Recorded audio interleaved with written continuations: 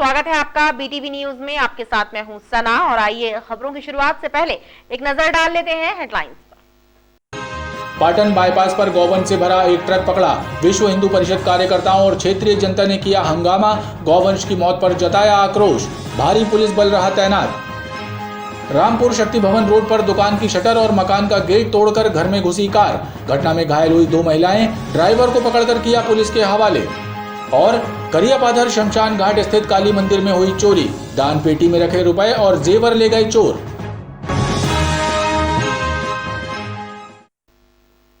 RSS की तर्ज पर विश्व हिंदू परिषद और बजरंग दल के द्वारा पथ संचलन किया जा रहा है। शौर्य दिवस के उपलक्ष्य में बजरंग दल के कार्यकर्ताओं ने शौर्य संचलन किया। जिले भर से आए 1000 से ज्यादा बजरंगी इसमें शामिल रहे।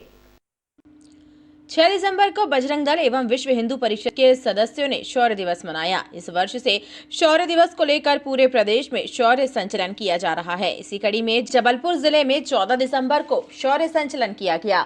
आरएसएस के पद संचलन की तर्ज पर बजरंगियों ने शौर्य संचलन किया, जिसमें जिले भर से आए 1000 से ज्यादा बजरंगी शामिल रहे।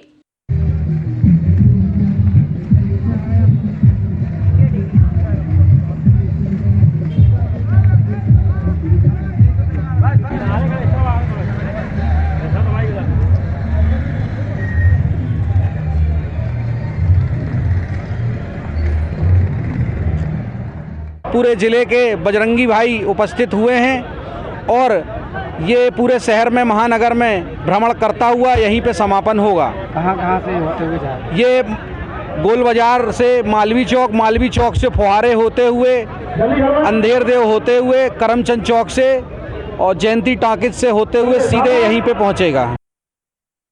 1948 में श्री राम जानकी रैली निकालकर पूरे देश में नाम कमाने वाले बजरंग दल का मूल मंत्र है सेवा, सुरक्षा और संस्कार। इसी के चलते बड़ी संख्या में युवा इस संगठन से जुड़ रहे हैं। देश के सीडीएस जनरल बिपिन रावत और उनकी पत्नी मधुलिका सहित हेलीकॉप्टर दुर्घटना में शहीद हुए सभी सैन्य अधिकारियों के बलिदान को याद करते हुए शहरवासियों द्वारा उन्हें श्रद्धांजलि अर्पित करने का क्रम लगातार जारी है। बेलबाग क्षेत्र में भारतीय जनता पार्टी के नेताओं, कार्यकर्ताओं और व्यापारियों ने श्रद्धांजलि सभा का आयोजन किया। भाजपा नेताओं और क्षेत्र के व्यापारियों ने सीडीएस जनरल बिपिन रावत सहित हेलीकॉप्टर दुर्घटना में शहीद हुए सभी लोगों को श्रद्धा सुमन अर्पित किए और इस दुर्घटना पर गहरा दुख प्रकट किया। श्रद्धांजलि सभा में पूर्व कैबिनेट मंत्री और पूर्व विधायक अंचल सोनकर भी शामिल हुए और श्रद्धांजलि अर्पित की। पूरे हिंदुस्तान को दुख हुआ, ऐसा नहीं प्रधानमंत्री के साथ साथ पूरे हिंदुस्तान को दुख हुआ कि ऐसा देशभक्त जो देश के लिए जो रिटायरमेंट के बाद भी उनको हमारे देश के प्रधानमंत्री जी ने तीनों सेना के उनको चीफ बनाया गया और आज हम लोग बेलबाग के व्यापारी संघ और भारतीय जनता पार्टी के समस्त कार्यकर्ताओं की ओर से आज यहाँ बेलबाग तिराहे पर श्रद्धांजलि का कार्यक्रम रखा गया। शहर के आयुध निर्माणियों में आजादी का अमृत महोत्सव मनाया जा रहा है। इसी अवसर पर सेना के लिए बनाए जाने वाले आयुध उत्पादों और वाहनों की प्रदर्शनी लगाई गई ताकि आम जनता सैन्य उत्पादों का अवलोकन कर सके। इसी कड़ी में वाहन निर्माणी में भी सैन्य वाहनों की प्रदर्शनी के माध्यम से उन्हें प्रदर्शित किया गया। मंगलवार को आर्म्ड व्हीकल निगम के डायरेक्टर ऑपरेशन संजय द्विवेदी ने भी प्रदर्शनी का अवलोकन किया और वाहन निर्माणी में बनाए जा रहे सैन्य वाहनों की प्रशंसा की। शहर की आयुध निर्माणियों में आजादी के अमृत महोत्सव को धूमधाम से मनाया जा रहा है। अमृत महोत्सव के अंतर्गत सेना के बनाए जाने वाले आयुध उत्पादों और सैन्य वाहनों की प्रदर्शनी भी लगाई गई ताकि आम लोग इस प्रदर्शनी का अवलोकन कर सकें, आयुध उत्पादों, सैन्य वाहनों की जानकारी हासिल कर सकें। इसी कड़ी में वाहन निर्माणी व्हीकल में भी सैन्य वाहनों की प्रदर्शनी के माध्यम से आम लोगों के लिए इसे प्रदर्शित किया गया। मंगलवार को आर्म्ड व्हीकल निगम के डायरेक्टर ऑपरेशन संजय द्विवेदी ने वाहन निर्माणी के अधिकारियों के साथ प्रदर्शनी का अवलोकन किया। इस अवसर पर उन्होंने कहा कि आम जनता के लिए यह एक सुनहरा अवसर है जब सैन्य वाहनों को उनके सामने प्रदर्शित किया जा रहा है। इससे उन्हें आर्म्ड फोर्सेस और सेना के लिए निर्माण किए जाने वाले तरह तरह की व्हीकल की जानकारी मिल सकेगी। इस मौके पर उनके साथ वाहन निर्माणी के कार्य प्रबंधक सौरभ अग्रवाल और अपर महाप्रबंधक दुर्गेश नंदन वर्मा भी मौजूद थे। हम सब ने ये जो जितनी भी एग्जीबिशन, सबको बहुत खुशी होती है कि इस बात की कि ये सारी व्हीकल्स जो हम बना रहे हैं वो हम डिस्प्ले में लगा के और जनरल पब्लिक को दिखा रहे हैं। और ये सबसे बड़ी बात है कि ये हम जो कर रहे हैं 75 ईयर्स ऑफ इंडिपेंडेंस के कमेमोरेशन में कर रहे हैं, उसके तत्वावधान में कर रहे हैं, जिससे कि सारे देश को पता लगे कि ये सारी जितनी भी फैक्ट्रीज़ हैं ऑर्डिनेंस फैक्ट्रीज़ के अंडर में जो पहले थी और अभी जो अलग अलग डिफेंस पब्लिक सेक्टर अंडरटेकिंग्स बन गई हैं, उनके साथ में क्या क्या उनके कैपेबिलिटीज़ हैं, क्या वो कर सकते हैं, क्या वो अपनी सेना के लिए, अपनी फ़ौज के लिए, अपने देश के लिए कर रहे हैं और आगे और क्या क्या करते जाएंगे। इसमें लगभग हमने यहाँ पर आप जैसे देख रहे हैं, हमने लगभग 7 से 8 प्रकार के वाहनों के बारे में बताया है। यदि मैं वाहनों के बारे में विशेष रूप से आपको बताऊं तो हमारे यहाँ LPT है, स्टालियन, MPV जिसको कि हम माइन प्रोटेक्टेड व्हीकल भी कहते हैं, ये आप देख रहे हैं यहाँ पर, ये माइन प्रोटेक्टेड व्हीकल है। और उसके बाद बैटरी कमांड पोस्ट और वाटर ब्रदर। तो ऐसे लगभग 7 से 8 प्रकार के डिफरेंट वाहन हैं। किचन कंटेनर भी है जो कि दुर्गम स्थानों पर जहाँ पर कि सेना रहती है, वहाँ पर उनके खाने बनाने के लिए इन कंटेनरों का, इन वाहनों का उपयोग किया जाता है। प्रदर्शनी रविवार 19 तारीख तक जारी रहेगी, रात 8 बजे तक। आप सभी का स्वागत है। आप यहाँ पधार करके हमारे बहुत सारे उत्पादों के बारे में जानकारी ले सकते हैं, जिनको तकनीकी रूप से यहाँ बेहतरी से समझ सकते हैं कि जो हम गन और गाड़ियाँ बना रहे हैं वो कितनी सक्षम और कारगर हैं। जय हिंद, जय भारत। वाहन निर्माणी द्वारा आयोजित इस प्रदर्शनी में सेना को सप्लाई किए जाने वाले सैन्य वाहनों के साथ ही अपग्रेड की गई सारंग गन भी प्रदर्शित की गई। प्रदर्शनी लोगों के आकर्षण का केंद्र बनी हुई है। बरेला थाना अंतर्गत एकता मार्केट के पास स्थित करुणा नवजीवन रिहेबिलिटेशन सेंटर में अनाथ बच्चों के धर्मांतरण का खेल खेला जा रहा था। यहां बच्चों को जबरन बाइबिल पढ़ाई जाती थी और मना करने पर मारपीट की जाती थी। इस संगठन को विदेश की संस्थाएं फंडिंग भी कर रही थी। मामला सामने आने के बाद राष्ट्रीय बाल अधिकार संरक्षण आयोग की टीम ने यहां का निरीक्षण किया। उसकी रिपोर्ट के आधार पर जिला कार्यक्रम अधिकारी एवं जिला बाल संरक्षण अधिकारी ने संस्था के विरुद्ध बरेला थाने में FIR दर्ज कराई है। बरेला थाना क्षेत्र गौरैया घाट एकता मार्केट के पास स्थित करुणा NJRC संस्था के विरुद्ध बरेला थाना में FIR दर्ज की गई है। संस्था द्वारा बाल गृह में रहने वाले बच्चों के धर्मांतरण करने की कोशिश करने का मामला सामने आया था। संस्था में रह रहे बच्चों को जबरन बाइबिल की पढ़ाई कराई जा रही थी और मना करने पर मारपीट की जाती थी। संस्था को विदेश से फंडिंग भी की जा रही थी। मामले के संज्ञान में आने के बाद पिछले दिनों राष्ट्रीय बाल आयोग की टीम ने संस्था का निरीक्षण किया था और संस्था में कई तरह की अनियमितताएं पाए जाने के बाद प्रशासन और पुलिस अधिकारियों को कार्यवाही के निर्देश दिए थे। इस मामले में जिला कार्यक्रम अधिकारी और बाल संरक्षण अधिकारी ML मेहरा ने बरेला थाने में FIR दर्ज कराई। पुलिस ने करुणा नवजीवन रिहेबिलिटेशन सेंटर के विरुद्ध किशोर न्याय अधिनियम 2015 की धारा 41-42 एवं धार्मिक स्वतंत्रता का अध्यादेश 2020 का अपराध पंजीबद्ध कर मामले की जांच शुरू कर दी है। यहाँ के जिला अधिकारी जो महिला बाल विकास विभाग के हैं, उनके द्वारा एक FIR करवाई गई है और थाना बरेला में करुणा नवजीवन रिहेबिलिटेशन सेंटर के खिलाफ जुवेनाइल जस्टिस एक्ट और मध्य प्रदेश स्वतंत्र अधिनियम अध्यादेश के तहत मामला कायम किया गया है। इधर राष्ट्रीय बाल आयोग ने सेंटर में रह रहे अनाथ और गरीब बच्चों को दूसरे सेंटर में रखने के भी निर्देश दिए हैं। जबलपुर जिले में बीते 3 दिनों से कोरोना के नए संक्रमितों के मिलने की संख्या स्थिर बनी हुई है। मंगलवार को जिला प्रशासन द्वारा जारी की गई 4751 कोरोना सैंपल्स की परीक्षण रिपोर्ट में कोरोना का एक नया संक्रमित मरीज मिला है। वहीं बीते 24 घंटे में कोरोना से मुक्त हुए एक मरीज को डिस्चार्ज भी किया गया है। जिले में होने वाली मृत्यु पर फिलहाल ब्रेक लगा हुआ है। मंगलवार को जारी की गई रिपोर्ट में कोरोना संक्रमित किसी भी मरीज की मृत्यु की पुष्टि प्रशासन ने नहीं की है। जिला प्रशासन ने आम जनता से सतर्कता और सावधानी बरतने की भी अपील की है। ऑनलाइन परीक्षाएं आयोजित की जाए, इस मांग को लेकर भारतीय राष्ट्रीय छात्र संगठन NSUI के सदस्यों ने रानी दुर्गावती विश्वविद्यालय में प्रदर्शन किया। NSUI कार्यकर्ताओं का कहना है कि कोविड का संकट अभी टला नहीं है। प्रदेश के कई विश्वविद्यालय ऑनलाइन परीक्षाएं आयोजित कर रहे हैं, लेकिन RDBV प्रशासन इस ओर ध्यान नहीं दे रहा है। NSUI के कार्यकर्ताओं ने रानी दुर्गावती विश्वविद्यालय के प्रशासनिक कार्यालय का घेराव करते हुए मांग की है कि परीक्षाएं ऑनलाइन कराई जाएं ताकि कोरोना संक्रमण की आशंकाओं को टाला जा सके।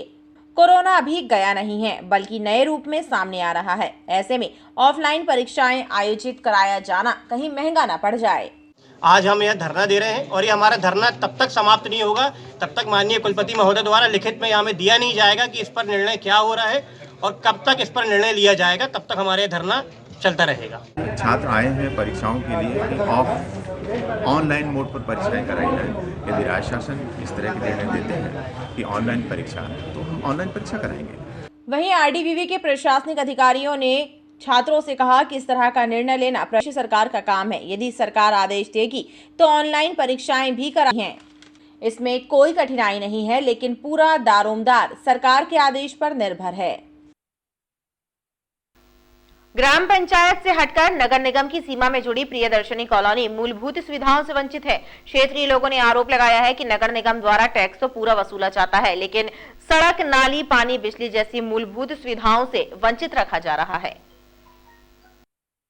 डुमना रोड पर स्थित प्रियदर्शनी कॉलोनी वासियों ने मुख्यमंत्री शिवराज सिंह चौहान के नाम लिखा पत्र जिला प्रशासन को सौंपा है, जिसमें मांग की गई है कि क्षेत्र में सड़क, नाली, पानी, स्ट्रीट लाइट जैसी मूलभूत सुविधाएं उपलब्ध कराई जाएं।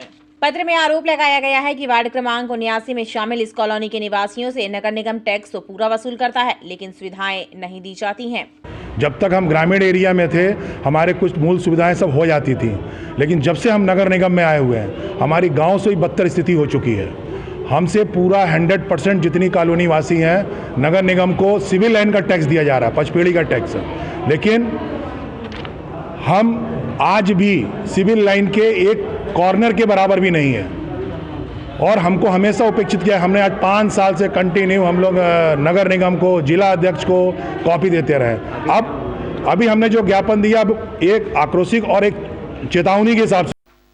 जिले में सूदखोरों के विरुद्ध पुलिस का शिकंजा लगातार कसता जा रहा है। बेलबाग पुलिस ने एक महिला की शिकायत के आधार पर सूदखोर के विरुद्ध प्रकरण दर्ज किया है।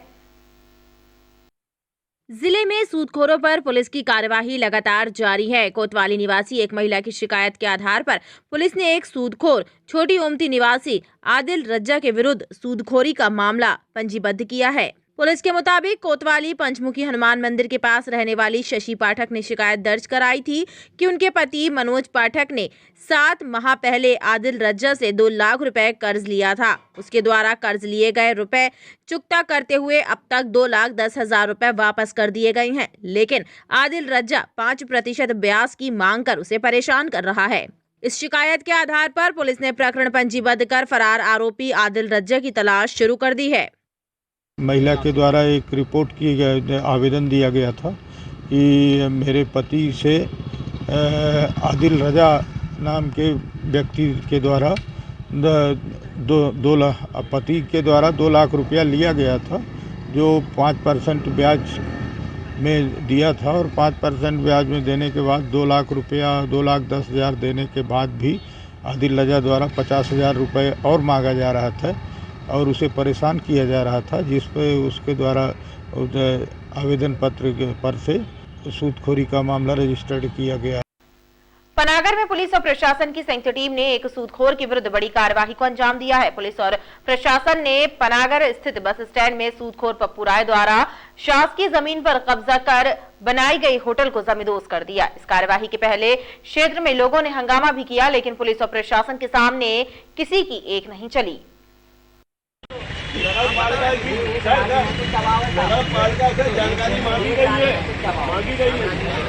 पनागर में स्थित बस स्टैंड की शासकीय भूमि पर कब्जा कर एक सूदखोर ने होटल तान दी थी और होटल का संचालन कर रहा था। पुलिस और प्रशासन की संयुक्त अमले ने बड़ी कार्यवाही करते हुए सूदखोर पप्पू राय के द्वारा 25 लाख रुपए की शासकीय भूमि पर कब्जा करके 10 लाख रुपए की लागत से बनाए गए होटल को जमींदोज कर दिया। पुलिस और प्रशासन का अमला जेसीबी मशीन लेकर कार्यवाही करने पहुंचा।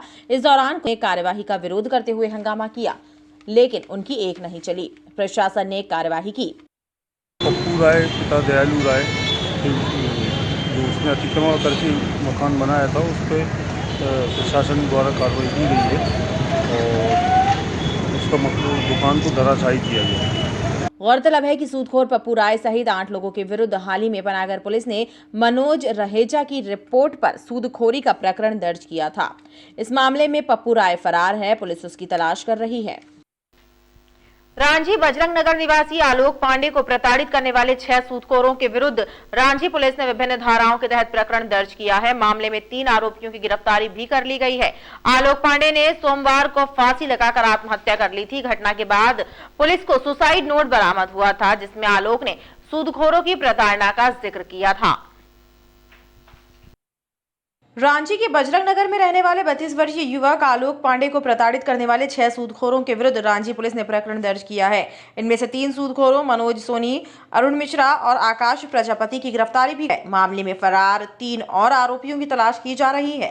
सोमवार को आलोक ने अपने घर पर फांसी लगाकर आत्महत्या कर ली थी। पुलिस को आलोक द्वारा मृत्यु पूर्व लिखा गया सुसाइड नोट मिला था, जिसमें उसने अलग अलग लोगों से अपने उधार लेने और सूदखोरों द्वारा रुपयों के लिए उसे प्रताड़ित करने की बात लिखी थी। सुसाइड नोट के आधार और परिजनों के बयानों के बाद पुलिस ने मामले में प्रकरण कायम किया था। थाना रांची में जो कल परसों सुसाइड हुई थी, उसमें 6 आरोपी बनाए गए हैं। धारा 306 आईपीसी का केस रजिस्टर्ड किया गया, जिसमें से 3 आरोपी गिरफ्तार कर लिए गए हैं। और खबरों का सिलसिला लगातार जारी रहेगा। आप देखते रहिए BTV न्यूज़।